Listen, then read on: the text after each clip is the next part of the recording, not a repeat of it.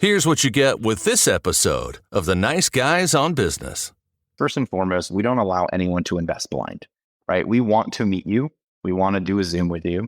We want to walk you through our investment. We want to start with education, right? We want to walk you through what this investment looks like. We want to walk you through why or if or not this investment is a good fit for what you're looking for. We want to answer your questions. And then once we have a conversation with you, we're going to send you our data room. Our data room is going to be an overwhelming amount of information and transparency. Okay. It's going to be a ton of data on performance. It's going to be a ton of data on where we're at. It's going to be a ton of data on strategy. It's going to be a bunch of legal information, a lot of disclaimers, everything that we want to put in front of you before you decide to invest. So tell me, when the time is right, will you be ready for the Nice Guys on Business? Oh, yeah. Go from where you are now to where you could be. Get expert tips to grow your business, to be more productive and more efficient, whether you're trying to build influence, grow your community, or make it rain. Best-selling author of Nice Guys Finish First, Doug Sandler, can lead the way. The Nice Guys on Business is produced by TurnKey Podcast Productions. Now, here's your host, Doug Sandler. Okay, Nice Guy community. Ex-techie turned real estate pro. Today's Nice Guy guest is investor and investment expert Sief Khafagi. Sief is going to explain exactly how real estate investment and how the world works when it comes to real estate. And you don't need to make it complicated or complex at all. He's helped literally thousands diversify into real estate after spending nearly 5 years at Facebook, where he built the second largest engineering organization across the world. Now, today, he's the founder of TechVestor, which helps real estate investors and busy professionals like you and me passively invest in the emerging asset class of short-term rentals. And if you don't know what that is, we're going to talk about that and build their lifestyle using these short-term rentals as the tool. I've checked out his site, and his model is really, really interesting. Sief, I'm really happy to have you. Welcome to the Nice Guys on Business podcast. Thanks for having me, Doug. Excited to be here. Yeah, this is one of those subjects that my community hears me talk about over and over again. And it's always nice to have a pro here with me that actually has done this. Now, I've done it to a certain degree, but I certainly have not taken it to a whole lifestyle. You know, I have an investment property or two. I have my primary real estate, but I don't have any of the secrets. So can we start with maybe a secret or two? What about real estate do most people just not know or understand? I think the first thing is that they think that they have to do it themselves, right? And I think the biggest secret for me that allowed me to scale into real estate very quickly was learning and being okay with that I did not have to be the person who owned the home directly in my name, and I could invest with other people who were experts in their domain or their space. For us, it's short-term rentals, but out there's multifamily, there's office, there's commercial, there's manufactured housing, data centers, whatever your niche is that you think is interesting to you, and it will add value to your portfolio. But you don't have to do it yourself. In fact, in my opinion, most people would probably be better off not doing it themselves, right? And rather investing with someone who's doing it as their job, as their career, rather than someone who's kind of half-assing it through. All right. And we believe here at the Nice Guys, it's full ass or no ass at all. So Totally. It's like full ass this thing. So talk to my community for a moment about the idea that you don't have to have hundreds of thousands of dollars sitting at the bank, to diversify your savings or your investment plans into real estate. This does not require a huge investment to get started, as opposed to the earlier part of what you were saying, which was really true, is you don't have to do this on your own. And oftentimes when you are doing it on your own, you do need a heavy chunk of change to get started. So maybe you share a little bit of your wisdom there. Yeah, in most syndications, or so this is what that's called, right? Is a real estate syndication or a fund or a real estate fund. You can get started with as little as 25 grand. Right, in most of these private investments. Now, you do have to, in many cases, be what's known as an accredited investor, right? Qualify with income and some other requirements. But 25 grand to get exposure and be diversified in a apartment building or a fund or multiple apartment buildings or multiple single family homes or a portfolio of short-term rentals, right? Where you are simply known as the passive investor or the LP. The general partner is the person you're investing with. Right? They're the ones who handle the day-to-day. You're the limited partner, and you just sit back, collect cash flow, don't deal with any issues, details, loans, lending, liability. You put your money to work for you, and you're usually earning a return that prioritizes your capital as an LP first, also known as a preferred return. I think many people think that they give up a lot when they invest with other people. And the reality is that in most cases, at least in nearly every syndication I've ever seen, there's usually a preferred return that prioritizes your capital first, meaning you get the first dollar out, right? As an LP, making sure that your money is prioritized, you're getting it back first. And so those are some of the things that I would encourage people to like look for, ask questions on, and figure out the asset class that makes sense for you, and where your chunk of change could be 25 grand or it could be $250,000, right? And fun fact, for those of you who do have a big chunk of change, right? If you're investing $500,000, $1 million into a syndication, intent, you can probably negotiate slightly better terms. It's called a side letter. And for all those syndication experts out there, they're probably cringing with me telling the secret. But if you're going to write a large check, that GP will appreciate you just a little bit more, right? And will probably give you a little bit bigger slice of the pie. All right. So tell me a little bit about your model. I know you covered a lot of things that are within your model when you just shared, how to actually do this. But tell me a little bit about your model and what got you so interested in this. And maybe you got to start back from when you were with Facebook and you decided to pick up a partner and do this thing together. Yeah, when I was at Facebook, we traveled quite a bit, and I stayed in a bunch of shitty Airbnbs, right? And naturally, when you stay in a shitty Airbnb, or any entrepreneur I know walks into a restaurant and counts how many tables in their head, and you start doing that revenue game in your head. And I walk into an Airbnb, I'm like, man, we just paid $6,000 for this, right? And what just happened? So we thought there had to be a better way. So while I was in the Bay, and just meeting and talking to a lot of people, I happened to be in a position where I was young, and Sabrina, I met her once or twice, and it was really important for us to maybe consider doing something in the future. So when the time was right, and this was late in 2021, we reignited a conversation, which was, hey, should we go back in this Airbnb world? She had owned a couple. We kind of talked about it, and we were like, we could do this much better, right? Is data, like we're coming from a data background. We can design these better because everyone's using an iPhone 4 camera. We understand the product, which is Airbnb, which is a user journey, right? On a very simple level. Airbnb wants you to take an action. We as techies understand what that action, that journey looks like. So how do we feed into that? It's the same way you would rank on Google, right? Google wants you to look and see and feel some type of way so that they can show you to as many people as possible. Mm-hmm.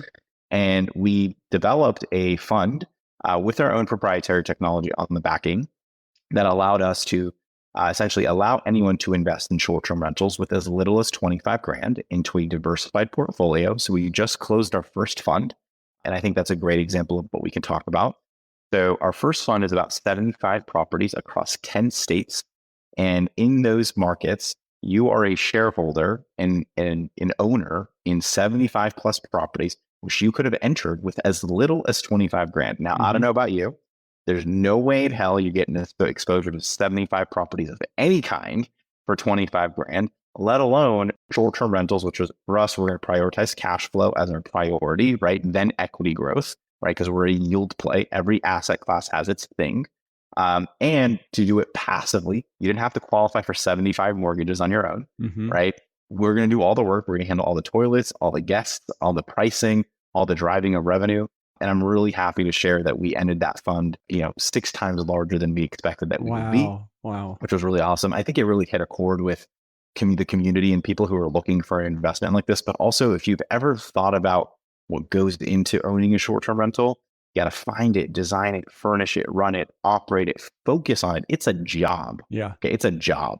If you don't want a job, which many of us already have a job, right. Okay, then you shouldn't be doing it on your own, right? And all the other things that I talked about, the exposure and the lending and the liability. And the fun part with us, you get to use the portfolio as an owner and save 10 to 30% off because you're booking direct. It doesn't impact the integrity of the investment either, right? So it's an investment that you can use. It's an investment that yields. It's an investment that grows. It's an investment that's inflation hedged, right? Because cash flow is highly more important in an inflationary environment. Those are the types of reasons we feel incredibly good and positioned where we are today. Okay, so those that are in our community that are just listening to you and hearing you for the first time, no doubt or no misunderstanding and no disrespect at all, but they don't trust you yet. And so what we're asking them to do potentially is invest a minimum of $25,000 in your program or in their program to buy into this opportunity.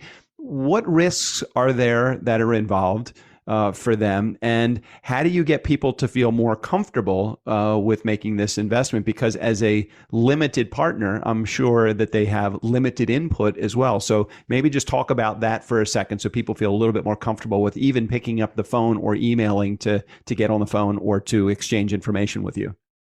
That's a great point. As a limited partner, you almost always have limited input, right? You're not controlling the investment. You're not making decisions, and who you invest with is going to be something that's important, right? So a couple things that we do, and something that I'll definitely call out here, is any investment comes with risk, right? Sure. In fact, we tell you in our 85 plus page private placement all these other ways that we believe that this can go south, right? We talked to you about our model. We talked about the cost of debt. We even mentioned COVID, and in fact, all these things we bring up were hedged in some way. However, any investment can go to zero, and that's a risk. Now, naturally, the way you get to know us, right, is first and foremost, we don't allow anyone to invest blind, right? We want to meet you. We want to do a Zoom with you. We want to walk you through our investment. We want to start with education, right? We want to walk you through what this investment looks like. We want to walk you through why or if or not this investment is a good fit for what you're looking for. We want to answer your questions. And then once we have a conversation with you, we're going to send you our data room. Our data room is going to be an overwhelming amount of information and transparency. Okay. It's going to be a ton of data on performance. It's going to be a ton of data on where we're at. It's going to be a ton of data on strategy. It's going to be a bunch of legal information, a lot of disclaimers, everything that we want to put in front of you before you decide to invest. Okay. In addition to that, we link you to our Airbnb profile so you can see how everything's been going. You can see our performance over the last quarter. You can see last quarter's quarterly performance. You can see how we communicate, so you can stay in the know. Those things are really important for the investor experience. And I think the one thing that we hear probably far and above the most, above everything and all, even above returns, is that our investor experience is by far one of the best investor experiences any LPs have ever had. We're incredibly communicative. We're incredibly transparent. We use cutting edge technology.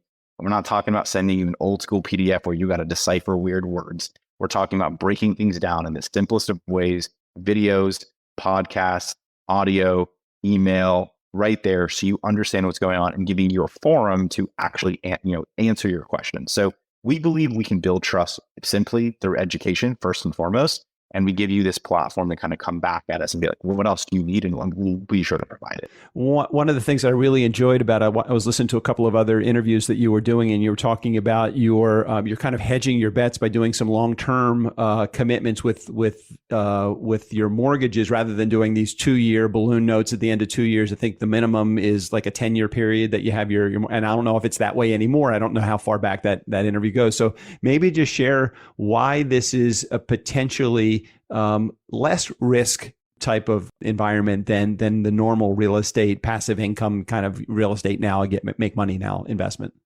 Yeah, and I'm really happy you brought that up, Doug, right? Because we do have risks on our investment, but we also have really great competitive advantages, right? And our debt structure is actually one of them. So in most syndications, and the most common one is going to be things like multifamily and commercial, you're going to see at best, usually 5 years fixed interest, and then what's known as a balloon or floating rates along those lines. In our case, all of our debt, every single one is at for a minimum of 10 plus years, including everything that we signed literally just yesterday. We closed on a couple of properties yesterday. Every single thing we do is 10 plus years. And the reason we do this is even though we project to hold our portfolio for 4 to 6 years, we never want to be a forced seller. And if you go back and look at the data, which we're nerds at heart, right? And we look at data derived to make every single decision. If you go back to 2008, over 90% of everyone that defaulted in 2008 had an adjustable rate mortgage, floating rate debt that happened to come due during an inopportune time, right? It was unfortunate, and that's what caused the collapse, paired with poor lending and a bunch of other things. Today, first of all, a lot of better practices, not a lot of poor lending, I hope, going on out there. But more importantly, for us, we will never be a forced seller because real estate is cyclical. If you look at the last 100,000 plus years of real estate, ever since inception, any decade of time has generally been fine, right? It's when you are forced to sell between a really short period of time, that's when you lose a lot of money. But if you have time on your side and decent operations, almost always, you'll be fine. And that's one of the key competitive advantages we have is that debt structure. Not to mention, each loan, each home is not cross-collateralized, meaning, for lack of a better word here, I can lose a pinky and I'm still going to be okay, I got it. And that again is a great way to structure this. I want to run through a couple things really quick because I know you are short on time. I'm sure you're doing a whole bunch of these interviews, and I know that there's a bunch of opportunities that you're out there looking for as well. But I just want to touch base on these few things and ask you these questions. I'll ask them three of them in a row, and then you can take any of them as you want. And these will be the typical things that you may get in an environment that we're in right now. It might be something like, oh, Sief, but the market's at 7% now. Maybe the time isn't right now. Or see if the inventory is super low right now and prices seem to be a little bit higher. Or, oh, Sief, but the short-term rental market has lots of management fees. So can you either talk about rates, prices, or management fees to put this stuff together? And Sief is feverishly writing this stuff down as I'm saying it too. Sorry, I didn't mean to hit you. I know I got limited time, so I want to make sure I get all this stuff in. You're good. The good news, I actually can hit on all of them rather directly. So interest rates. Everyone in real estate feels interest rates, and any operator who tells you that they're not is absolutely lying to you.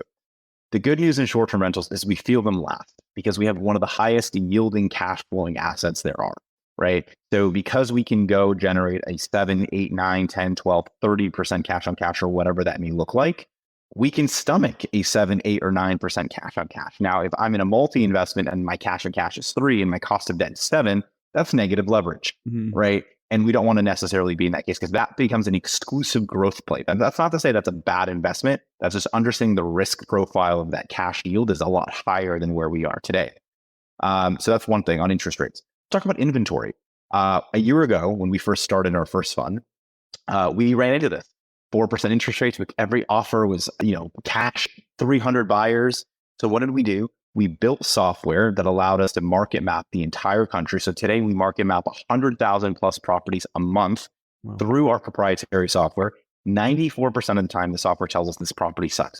So our team, our humans, spend their time on the top 6% of properties that actually pencil. So we can get to the right property faster. So if there's anyone who's going to get to it, it's going to be us. Okay. Lastly, STR management fees. I assure you that our structure and the property management that we do is significantly better than any property management that most average J's out there will do, and it'll be worth its weight in gold in the return.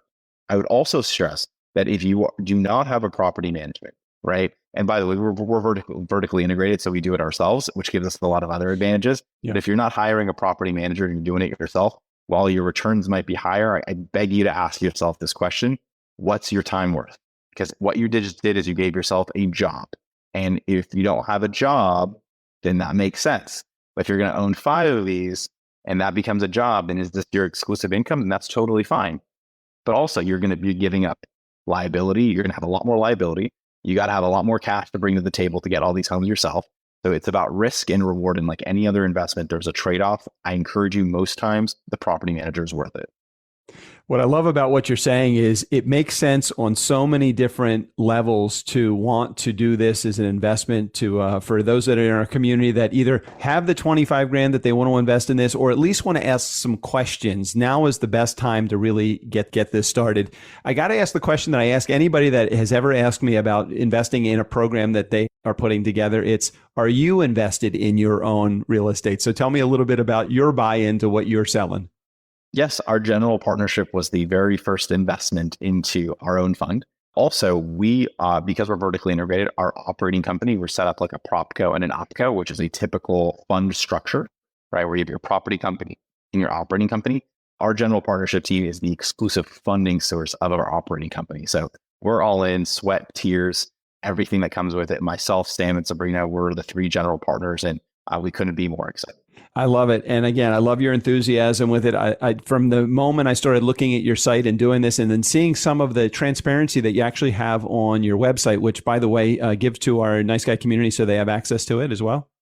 Yeah. So our website, you can check us out at techvestor.com. And you can also click at the top right, request an invite, and get to know if this is a good option for you or not. And we'll make sure we put a link in the show notes so that you have access to that. I really, Sief, I so very much appreciate your knowledge and your wisdom. Let me, outside of the tech side or the investment side, what was your life as a Facebooker? Now you were one of the first people that were working at Facebook, or one of the first wave of crew that they had? No, I think I was like somewhere like between 10 and 15,000. So I wasn't one of the first, but I was one of the first on a team that was growing infinitely quickly. It was one of our infrastructure teams, and they had wanted to essentially quadruple very quickly. And that quadrupling would quadruple and quadruple and quadruple again, because every 6 months, they're like, we got to keep growing. And the experience was fantastic. I remember interviewing for that role. It was at a time where I was headhunted by Facebook because I was helping people beat the technical interview on college campuses. and they were like, hey, why don't you bring your skills internally? It was a fantastic offer, and they flew me out the next day. I met my team that I'd be working with, incredible people, some of the smartest people ever that I've really ever met. And I knew I wanted to be there and learn from other people. Great experience, great company. And I know, tech is going through its thing right now, in the markets, and I hope they'll be able to rebound as well as others. But it was an incredible experience for me. And I wish everyone there luck as well. Well, Sief, thank you for sharing your message and what you're all about on the Nice Guys on Business today. Those that are in our community, you'll have access to techvestor.com. They'll just click the link in the show notes. If you don't know how to spell it, don't worry about it. Just head over to the show notes and check out the link there, and take advantage of at least getting the primary or the preliminary call on the book so that you can see what this investment opportunity is all about. Strick and I was, even before you hit the airwaves with me today, my partner Strickland, I said, this might be a good opportunity for TurnKey to invest in some real estate and some short-term real estate, short-term rentals. So you may be making the phone call to me on one of these future calls. So Sief, thanks for being on the show today. I think so. It's one of our exit strategies. And thanks for having me today, Doug. Hey, Nice Guy community, never underestimate the power of nice. Again, special thanks to Sief Khafagi. All of his information, including access to his website, will be right there in the show notes. Steve O'Brien, go ahead and take us out of here. For the Nice Guys on Business, I'm Steve O'Brien. Fill up your week with the Nice Guys. Have fun storming the castle, boys.